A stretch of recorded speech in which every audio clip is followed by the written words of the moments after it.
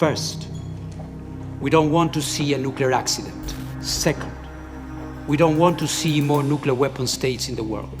I therefore, again, call on maximum restraint. What actually happens if a nuclear facility is hit?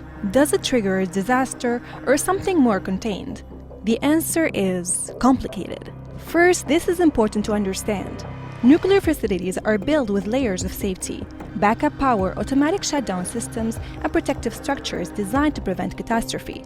So a direct strike does not automatically mean a nuclear explosion, and reactors cannot explode like nuclear weapons. The real danger is less obvious. It comes down to the cooling systems. Even after shutdown, nuclear fuel stays extremely hot.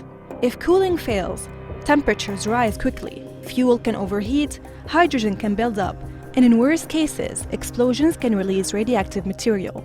That is what happened in Fukushima. When the accident happened back on 3/11, the uranium core had all the fission products in it from operations, highly radioactive materials, iodine, cesium, strontiums, plutonium as well. Though plutonium doesn't move much. But when it melted, it all mixed up, and then it came out on the floor, and in the sort of like lava out of a volcano, that kind of hot, and then it moved and flowed sideways, but inside were all these fission products. And as some of the steel melted around it, the concrete degraded, all the other materials, melted wires, melted lead, they all mix together with the radioactive materials, so the cesium and the strontium. So it has a high gamma field that's like X-rays. So people can't go in there. If radiation is released, it does not stay contained. It can spread through the air, contaminate soil, and enter water systems. Analysts warn that if Iran's Bushehr plant were to be struck, a regional radiological crisis could be triggered if cooling or power systems are damaged. And there is a unique risk here, because the Gulf is a relatively enclosed body of water. Experts say contamination could spread quickly across multiple countries. Если произойдет инцидент, он будет минимум регионального масштаба и коснется большого количества стран, находящихся на Ближнем Востоке.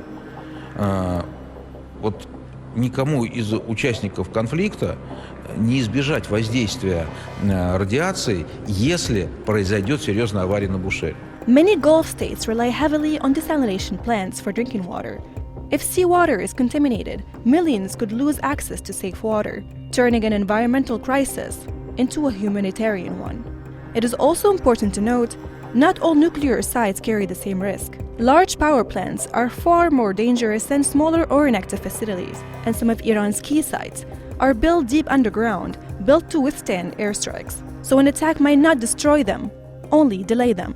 And that raises another concern: escalation. Analysts warn a strike on one of its nuclear facilities could push Iran to accelerate its nuclear program or reduce cooperation with international inspectors. In other words, an attack meant to stop nuclear threat could make one more likely. By bombing Iran, they will simply reinforce the animosity and the tension that already exists between Iran and the United States. And it really sets the whole region on a really dangerous course. So what is the bottom line? The nuclear power plant should never be attacked, or its physical integrity should never be compromised. Best case, damage but no radiation release.